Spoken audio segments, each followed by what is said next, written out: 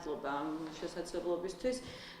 Თავარი კითხვა რაც ჩვენ გაგვიჩნდა გუშინდა, რატომაც გავავრცელეთ საჯარო განცხადება არის რატომ გავს ასე მერიის და ინვესტორის არგუმენტები ერთმანეთს, როცა მერიას აქვს მყარი სამართლებრივი არგუმენტები, ხელახალი განცხადების შემთხვევაში თუ ინვესტორი გადაწყვეტს ხელახლა მოითხოვოს მშენებლობის ნებართვა, მერიას მიუხედავად სასამართლოს გადაწყვეტილებისა აქვს მყარი ბერკეტები უარი უთხრას ინვესტორს და რა გარემოებებია ახლა. Თავიდან რომ დავიწყოთ სასამართლომ იმსჯელა ძალიან მნიშვნელოვან საკითხზე, რა პროცესით გაიცა წინა მშენებლობის ნებართვა. ანუ უშუალოდ იმსჯელა ადმინისტრაციულ პროცესზე, სამართალდარღვევით თუ სამ კანონთან შესაბამისად იქნა გადაწყვეტილება მიღებული. და ნუ სამი ინსტანციის გავლის შემდგომ სასამართლომ გადაწყვიტა, რომ ეს გადაწყვეტილება მშენებლობის ნებართვის გაცემის შესახებ იყო მიღებული კანონთან შესაბამისად. Ამ სამართალწარმოების პარალელურად მშენებლობის ნებართვას, რომლის კანონიერებაზეც მსჯელობდა სასამართლო, ჰქონდა ძალა. ის იყო ძალაში, ის მიმდინარეობდა და უფრო მეტიც, მიუხედავად იმისა, რომ მოსარჩელეებმა დააყენეს მოთხოვნა, სასამართლომ არ შეაჩერა ამ ნებართვის მოქმედება. ნებართვის მოქმედება რომ მიმდინარე იყო, ამას ისიც ადასტურებს, რომ 2016 წლის მიწურულს ინვესტორმა მიმართა მერიას და უთხრა, რომ ჩემს მშენებლობის უფლებას გაზრდის ვადა და გთხოვთ ის გააგრძელოთ. შემდგომ მერიამ დაუდგინა რაღაც ხარვეზები და ვერ შეძლო ინვესტორმა ამ ხარვეზების შევსება, შესაბამისად არ მოხდა მშენებლობის ვადის გაგრძელება. ძალიან ცალსახად ვაცხადებ, რომ არც მშენებლობის ნებართვას და არც ამ სხვა დოკუმენტაციას არ აქვს ვადა. ვადა აქვს მშენებლობის განხორციელების უფლებას. ანუ პირდაპირ მშენებლობის ნებართვაში წერია განხორციელდეს მშენებლობა 2016 წლის ნოემბრამდე და არ წერია, რომ ამ დოკუმენტს აქვს ეს და ეს ვადა. ეხლა ეს მოცემულობა რომ გავიაზროთ, ასევე უნდა ვიცოდეთ, რომ მშენებლობის ნებართვა გაიცემა რამდენიმე სტადიად. 4 სტადია აქვს, ანუ 4 ნაბიჯი აქვს, რომელიც საბოლოოდ სრულდება მშენებლობის ნებართვის აქტის გამოცემით. მაგრამ სხვადასხვა სტადიებზე ასევე გაიცემა სხვადასხვა აქტები და ნებართვები. სიტყვა სპეცნებართვა, ტერმინი სპეცნებართვა ჩვენ კანონმდებლობაში არ არსებობს. აბსოლუტურად არ არსებობს და ამას ხაზს უსვამ. სავარაუდოდ ინვესტორიც და მერიაც გულისხმობენ ზონალურ შეთანხმებას, რომელიც არის მშენებლობის ნებართვის მესამე სტადიაზე გასაცემი დოკუმენტი. ის არ არის აუცილებელი დოკუმენტი, არამედ არის ჩვენი აზრით კანონის ერთ-ერთი მნიშვნელოვანი ხარვეზი. მხოლოდ და მხოლოდ ზონალური შეთანხმებით არის შესაძლებელი, მაგალითად სარეკრეაციო ზონაში, სადაც აკრძალულია სხვა მხრივ მშენებლობის დაშვება. ასევე ზონალური შეთანხმებით არის შესაძლებელი, რომ გაიზარდოს მშენებლობის პარამეტრები. ეს ზონალური შეთანხმება იქნება, მიწის ნაკვეთის გამოყენების პირობები იქნება თუ სხვა აქტები, რომლებიც სხვადასხვა სტადიებზე გაიცემა, ყველა მიემართება ერთ კონკრეტულ მშენებლობას. ეხლა დავუბრუნდეთ ეს მოცემულობა, რომ ვიცით, დავუბრუნდეთ ვაკის პარკის თემას. ვაკის პარკის სასტუმროს მშენებლობა მოთხოვნილი იყო არა მხოლოდ სარეკრეაციო ზონაში ჩაგვადგმევინეთ სასტუმრო, არამედ მოგვეცეთ უფლება ჩავდგათ იმაზე დიდი, ვიდრე შესაძლებელია კანონით იყოს დაშვებული. აი ამის დასაკმაყოფილებლად 2009 წელს გიგი უგულოვამ გასცა ზონალური შეთანხმება. მაგრამ თავისთავად ზონალური შეთანხმება არაფერს წარმოადგენს, კონკრეტულ მშენებელს არ მისცეს მშენებლობის ნებართვა. და საბოლოო ჯამში მშენებლობის ნებართვაც მიეცა კონკრეტულ მშენებელს. მშენებლობის ნებართვა, ზონალური შეთანხმება, მიწის ნაკვეთის სამშენებლოდ გამოყენების პირობები და სხვა აქტები იძლევა მშენებლობის კონკრეტული, ასე ვთქვათ, პარამეტრების განსაზღვრის შესაძლებლობას. მაგრამ ყველა ეს პარამეტრი უნდა დასრულდეს და აშენდეს იმ ვადაში, რა ვადაც მშენებლობის უფლებით არის განსაზღვრული. ამიტომ მერიაც და ინვესტორიც არასწორი ინტერპრეტაციას აკეთებენ, როცა ამბობენ, რომ უვადოა ზონალური შეთანხმება. ზონალური შეთანხმება უვადო არ არის, ისევე როგორც სხვა სტადიაზე გაცემული დოკუმენტები. ყველა დოკუმენტი საუბრობს და ადგენს კონკრეტულ დეტალებს ერთი მშენებლობისთვის, ვაკის პარკის სასტუმროს მშენებლობისთვის და ამ მშენებლობის ვადა განსაზღვრული იყო 2016 წლის სექტემბრის ჩათვლით. ეს ვადა გავიდა და ინვესტორს დღეს არ აქვს უფლება ააშენოს სასტუმრო. ზონალური შეთანხმების პირობები. თქვენ ვთქვით, რომ იმის გამო, რომ არქიტექტურის სამსახურის მიერ გაცემული ნებართვა ამოწურულია და 2016 წელს გავიდა ეს ვადა. ის დოკუმენტი თქვენი აზრით აღარ არსებობს. კარგი კითხვა. ამაზე ხო აპელირებს ორივე მხარე რომ 13 წელს გამოდის სპეცნებართვა რაღაცა. სპეცნებართვა შეეცვალაო, დავუშვით რეკრეაციულ ზონაში მშენებლობაო და ამავდროულად არსებობს მეორე დოკუმენტი, რომელიც არეგულირებს როდის და რა პირობებში უნდა იყოს. ანუ რეალურად ნებართვა იმის, რომ ადგილზე რამე მშენებლობა იყოს, გაცემულია. მაგრამ ვადები აღარ არსებობს. ვადები აღარ არსებობს. ანუ ახსნა უკაცრავ დავაკეთებ იმას, რომ ახსნა იყო ასეთი იმ სპეცნებართვის გარდა არის კიდევ დამატებითი ნებართვა საჭირო, იმისთვის რომ ამ ადამიანმა განახორციელოს ამ კონკრეტულ მონაკვეთზე მშენებლობა. აი ნებართვას გაუვიდა ვადა, ასე აღიქვეს, თორემ სპეცნებართვა არსებობს და ნებისმიერ დროს შეუძლია თუ კი ეს ნებართვა იქნება მეორე ნებართვა უკვე განახორციელოს მან. კი, ძალიან კარგი კითხვა. კიდევ ერთხელ ახსნით და მოკლედ ამ შემთხვევაში შევაჯამებ. სხვადასხვა მშენებლობის ნებართვის სხვადასხვა სტადია არეგულირებს სხვადასხვა საკითხს კონკრეტული მშენებლობისა. ზონალური შეთანხმება მესამე სტადიაზე გაიცა და ის არეგულირებდა მასშტაბებს. ეს დოკუმენტი ამბობს, რომ ეს სასტუმრო შეიძლება იყოს აი ამხელა 30 მეტრიანი. ეს ძალიან მნიშვნელოვანი. მეტი ეს დოკუმენტი არაფერს არ არეგულირებს. არეგულირებს, რომ სარეკრეაციო ზონაში შეიძლება მშენებლობა და შეიძლება აი ამხელას აშენება. მეოთხე სტადიაზე გაიცა მშენებლობის ნებართვა, რომელიც ამბობს, რომ ყველა წინა სტადიის დროს გაცემული დოკუმენტაცია, რომელიც სხვადასხვა საკითხებს არეგულირებს, აი ამ დოკუმენტაციით დარეგულირებული მშენებლობა აშენდეს 2016 წლის სექტემბრის ჩათვლით. შესაბამისად ეს არ არის მეოთხე სტადიის დოკუმენტის ვადა. ეს არის მშენებლობის განხორციელების ვადა და მშენებლობა უნდა განხორციელდეს ყველა წინა სტადიაზე, ასე ვთქვათ, გაცემული დოკუმენტის პარამეტრების მიხედვით. ეხლა რაც თქვენ მკითხეთ, ძალაში რჩება თუ არა ზონალური შეთანხმება და აუქმებს თუ არა ვადის გასვლა ზონალურ შეთანხმებას. ორი ძალიან მნიშვნელოვანი ამონარიდი მთავრობის 57 დადგენილებიდან, რომელიც არეგულირებს მშენებლობის ნებართვის გაცემის წესს და პირობებს. ერთი 54 მუხლი ამბობს, რომ თუ შეიცვალა მნიშვნელოვანი ქალაქგეგმარებითი პარამეტრები, თუ შეიცვალა ქალაქგეგმარების კანონმდებლობა, ამ შემთხვევაში და თუ ამ დროს გასული არის მშენებლობის ვადა, ამ შემთხვევაში ახლიდან უნდა მოხდეს ყველა წინა სტადიის დოკუმენტის მიღება. ეს ერთი დანაწესი, რაც კანონი ამბობს და მეორე დანაწესი, რაც კანონი ამბობს, რომ თუ მშენებლობის ნებართვის ვადა გასულია და ამის შემდგომ მიმართავს ინვესტორი მერიას მშენებლობის ნებართვის ვადის გაგრძელების მოთხოვნით, უნდა დაიწყოს წარმოება ახლიდან. ანუ ყველა წინა სტადიაზე გაცემული დოკუმენტი ითვლება ავტომატურად გაქარწყლებულად და მერიას ვალდებულება წარმოეშვება, რომ ახლიდან იმსჯელოს მშენებლობის ნებართვაზე. ეხლა მოვარგოთ ამ კანონმდებლობა დღევანდელ სიტუაციას. ძალიან მარტის ეს მუხლი. ხო, ძალიან მნიშვნელოვანი კითხვა და ამასაც გაგცემთ ახლა პასუხს, უბრალოდ მოვარგოთ ეს მუხლი დღევანდელ მდგომარეობას. დღევანდელი მდგომარეობით მერია ამზადებს ახალ გენერალურ გეგმას, რომელიც არის ყველაზე მნიშვნელოვანი ქალაქგეგმარებითი კანონმდებლობის ცვლილება, რაც კი არ ვიცი, ბოლო 2014 წლის მერე თბილისს ჰქონია. ასევე თავიდან ბოლომდე შეიცვალა ქალაქ თბილისის, უკაცრავად თავიდან ბოლომდე შეიცვალა სივრცითი კოდექსი.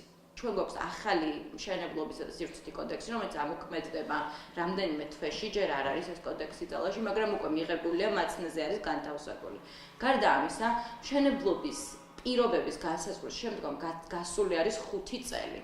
ეხლა ლოგიკურად რა მნიშვნელობა აქვს ვადას, რომ იმსჯელოთ და ეს ძალიან მნიშვნელოვანია, რომ გავიაზროთ ხმესმის, რომ ამდენს ვერ ჩასვალთ, მაგრამ რომ გამოჭრათ ეს ძალიან მნიშვნელოვანია. ვადა მშენებლობისთვის ისაზღვრება და ლიმიტირებული არის მხოლოდ იმიტომ, რომ მერია, როდესაც ნებართვაზე მსჯელობს, რომ აი ამ გონივრული ვადის პირობებში იქნება ძალაში ის ტერიტორიული მოცემულობა, რაც მაქვს, რაც მე შევისწავლე და რის ფარგლებშიც გავეცი მშენებლობის ნებართვა. ვადა რომ გავა ახლიდან, იმიტომ უნდა ვიმსჯელო, იმიტომ კი არა რომ თვითმიზანია ვადა არსებობდეს. ვადა რომ გავა ახლიდან, იმიტომ უნდა ვიმსჯელო, შეიძლება ტერიტორიაზე რაღაც შეიცვალოს. კანონმდებლობით რაღაც შეიცვალოს. ეს ჩვენს მიერ გაცემული ნებართვა აღარ აკმაყოფილებდეს ახალ გარემოებებს და ახალ პირობებს. ამიტომ ისაზღვრება ვადა. წარმოიდგინეთ 5 წელი არის გასული ნებართვის გაცემიდან, შეცვლილია ძალიან მნიშვნელოვანი ქალაქგეგმარებითი კანონმდებლობა. კანონი პირდაპირ ავალდებულებს მერიას, რომ გააქარწყოს ზონალური შეთანხმება და ის აღარ დატოვოს ძალაში. ამასთან წარმოვიდგინოთ ესეთი მდგომარეობა. დღეის მდგომარეობით ინვესტორს ამოწურული აქვს მშენებლობის განხორციელების უფლების ვადა. ერთადერთი საშუალება მან ეს ვადა აღიდგინოს არის ხელახლა განცხადებით მიმართოს მერიას. ხო, ეხლა უბრალოდ წარმოებაში არ არის ეს განცხადება. ხო, უნდა შეიქმნას ეს განცხადება, რომ ამაზე მერია მიმსჯელოს. იმას არ უარყოფს ინვესტორი, რომ ვადა გასულია, ხო? ამბობს, რომ ხო, ნებართვის ვადა გასულია, მაგრამ გამოიგონეს ეს სპეცნებართვა. იმისთვის რომ ვადა გაიგრძელოს, მან აუცილებლად უნდა მიმართოს მერიას და მერიას ინვესტორი მიმართავს უკვე ვადა გასულ მდგომარეობაში. მერიას უბრალოდ სხვა გზა არ აქვს, გარდა იმისა, რომ არ დააკმაყოფილოს ვადის გაგრძელებაზე მოთხოვნა და ახლიდან პირველი სტადიიდან იმსჯელოს მშენებლობის ნებართვის ახლიდან გაცემის შესახებ. ამას პირდაპირ ავალდებულებს კანონი. და თქვენს გაგცემთ ახლა პასუხს იცის თუ არა მერია. ეს ძალიან მნიშვნელოვანი კითხვა. ამდენი სამართლებრივი არგუმენტი არსებობს იმისთვის, რომ მერიამ არ ილაპარაკოს ინვესტორის არგუმენტებით, რომელიც სამართლებრივად აბსოლუტურად დაუსაბუთებელია. ხო, რომელიც სამართლებრივად აბსოლუტურად დაუსაბუთებელია. ამიტომ ჩვენ გაგვიჩნდა კითხვა, არ იცის ეს მერიამ, თუ არსებობს სხვა უფრო მნიშვნელოვანი მიზეზები, რატომაც ემთხვევა მერიის და ინვესტორის არგუმენტაცია ასე ერთმანეთს. ამიტომ ჩვენ გუშინ გავაკეთეთ საჯარო მიმართვა, სადაც ამ არგუმენტაციის სამართლებრივ დეტალებზე ვისაუბრეთ მეტნაკლებად და ამას გარდა შევთავაზეთ მერიას შეხვედრა, იმისთვის რომ გავოზიაროთ ეს სამართლებრივი არგუმენტები და ვუთხრათ, რომ თქვენ არ ახართ დამოკიდებული ინვესტორის, ასე ვთქვათ, манипуляციურ არგუმენტებზე, თქვენ გავყარი სამართლებრივი არგუმენტები და ამ არგუმენტებით ესაუბრეთ ინვესტორსაც და საზოგადოებასაც, ნაცვლად იმისა, რომ ინვესტორის არგუმენტებით გვესაუბრებოდეს დღეს. და საბოლოოდ კიდე დასასრულს ვიტყვი, ძალიან მნიშვნელოვანია, რომ სასამართლომ კიდევ ერთხელ უსაუხას იმსჯელა ნებართვის გაცემის პროცესის კანონიერებაზე. კანონიერად გაცემულ ნებართვასაც აქვს მიმდინარეობა და ვადა. სასამართლომ იმსჯელა, რომ ეს ნებართვა იყო კანონიერად გაცემული, რასაც ჩვენ არ ვეთანხმებით კატეგორიულად, მაგრამ რომც დავეთანხმოთ და ვთქვათ, რომ კარგი კანონიერად იყო ნებართვა გაცემული, ამ კანონიერად გაცემულ ნებართვასაც უფლებასაც ჰქონდა ვადა და ეს ვადა დღეს ამოწურულია. თუ შეიძლება გკითხავთ, აი ამ მოცემულობით და უამრავი დადგენილების კანონის არსებობით შეიძლება რომ ვისაუბროთ იმაზე, რომ დღეს მერია საერთოდ აღარ არის ვალდებული გარკვეული ფინანსური გარკვეული თანხის სანაცვლოდ გამოისყიდოს ტერიტორია, რადგან ამოწურულია ვადები, როგორც თქვენ ამბობთ, იმ ეგრეთ წოდებულ სპეცნებართვასაც არანაირი დანიშნულება აღარ აქვს.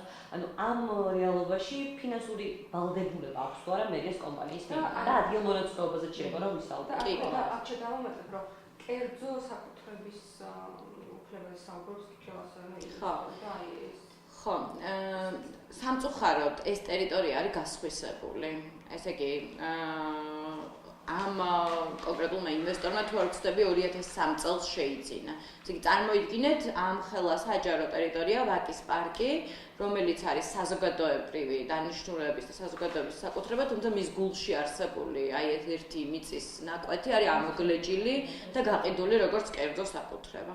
ხა როგორც კერძო მესაკუთრე ის ადამიანი აყენებს მოთხოვნას, რომ მას უნდა აქვს მშენებლობის განხორციელება, იმიტომ რომ თulis რომ ეს მისი კერძო საკუთრებაა. ზოგადად ამ ინვესტორმა აჩვენა, რომ ის არის აბსოლუტურად ანტისოციალური საზოგადოების, ასე ვთქვათ, საზოგადოებასთან ჯიბრში მყოფი ორგანიზაციული წარმონაქმნი, იმიტომ რომ ძალიან კარგად იცის საზოგადოების განწყობები და 5 წლის განმავლობაში დაინახა, რომ საზოგადოება არის მისი საკუთრების ამგვარი გამოყენების წინააღმდეგი, მაგრამ ის მაინც მიდის საზოგადოების წინააღმდეგ და ამბობს, რომ უნდა მშენებლობის განხორციელება. ამიტომ არსებობს მოლოდინი, რომ ის ყველა ვარიანტში ან ამ ფორმით, ან იმ ფორმით მერიას მიმართავს მოთხოვნით, რომ მშენებლობის ნებართვა აქ გაიცეს.